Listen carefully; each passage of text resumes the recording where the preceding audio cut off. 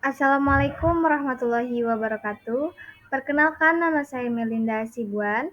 Di sini saya akan menjelaskan materi tentang kekongruenan.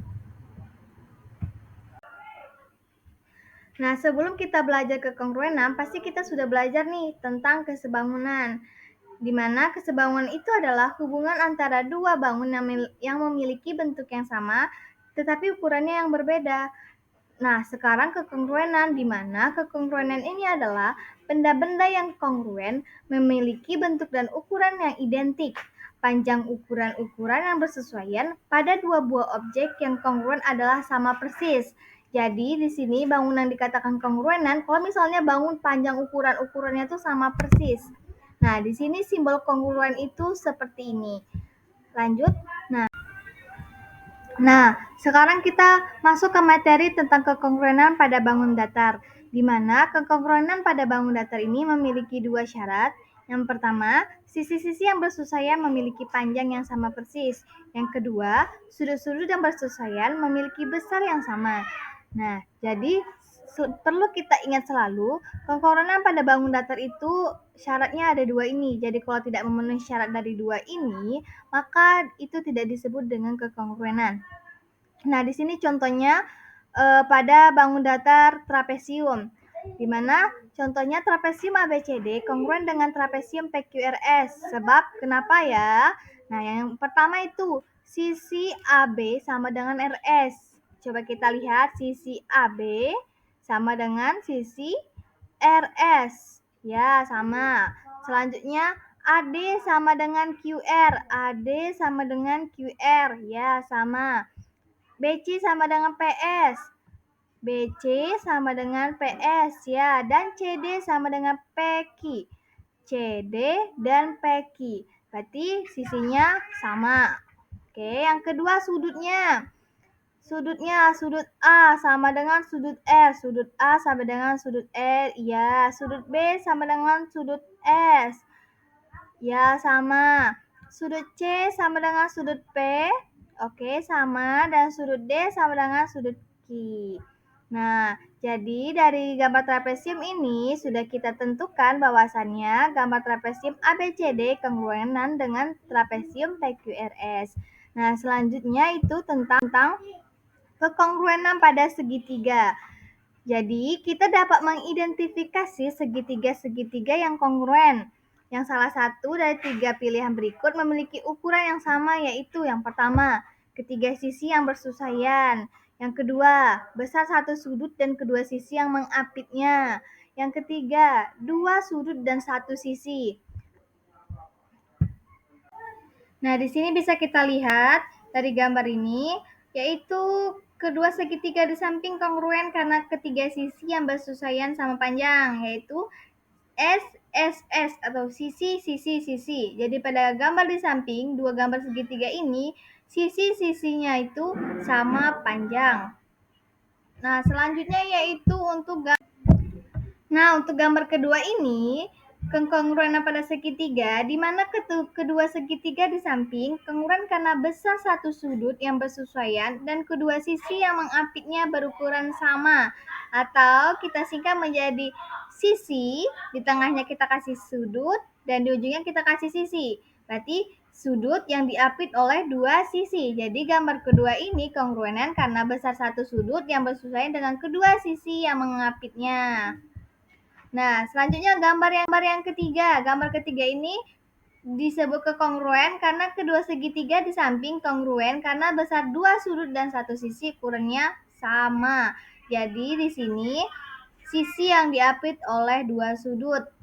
Berarti dua sudutnya sama dan satu sisi ukurannya sama.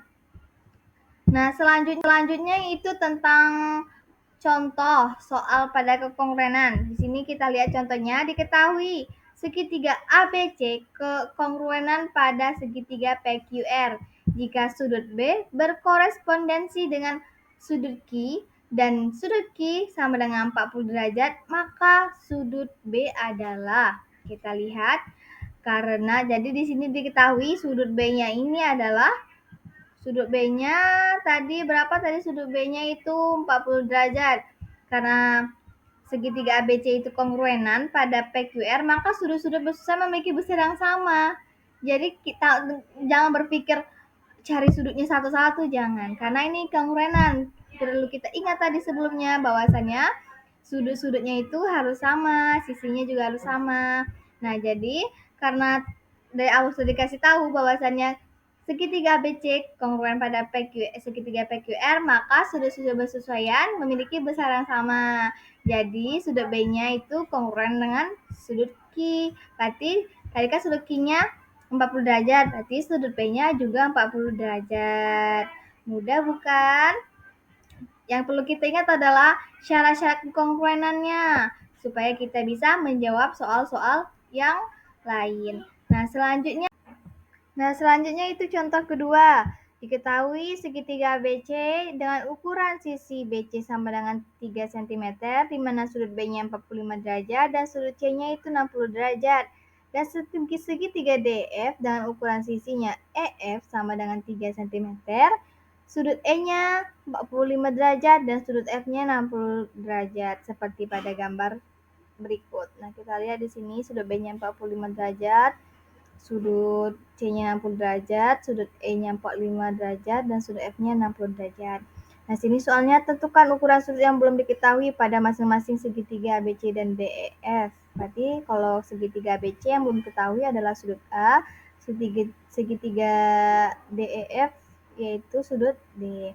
Nah, di sini caranya kita tinggal cari sudut A tambah sudut B tambah sudut C sama dengan 180 derajat. Kenapa sih 180 derajat? Selalu harus kita ingat, karena jumlah sudut dalam segitiga selalu 180 derajat, apapun bentuk dan ukuran segitiganya. Jadi caranya kita tambah ukuran yang diketahui pada segitiga ABC tadi kan sudut B dan sudut C. Jadi sudut B-nya 45 derajat ditambah 60 derajat, hasilnya 105 dan 180. Kita pindahkan 105-nya dipindahkan ke ruas sebelah kanan, jadinya dikurang. 180 derajat dikurang 105 derajat jadinya 75 derajat. Jadi sudut A-nya itu 75 derajat. Nah, sekarang pada segitiga DEF yang belum diketahui sudut D. Kita tinggal cari sama yang diketahui tadi sudut E dan sudut F. Nah, di sini sudut E-nya tadi 45 derajat, sudut F-nya itu 60 derajat.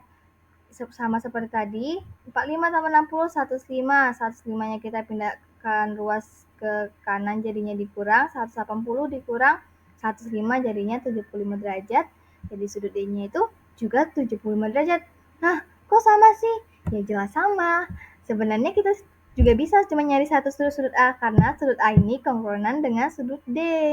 Jadi kalau kita sudah nyari sudut A, kita tahu sudut A-nya ini kongruenan dengan sudut apa, kita nggak usah cari lagi sudut D-nya. Jadi sudut A ini kongruenan dengan sudut D, yaitu sama-sama 75 derajat. Nah, sudut B-nya ini kongruenan dengan sudut E, 45 derajat. Sudut C-nya ini kongruenan dengan sudut F, 60 derajat. Nah, cukup sekian yang dapat saya jelaskan. Kurang dan lebihnya saya mohon maaf. Saya akhiri. Wassalamualaikum warahmatullahi wabarakatuh.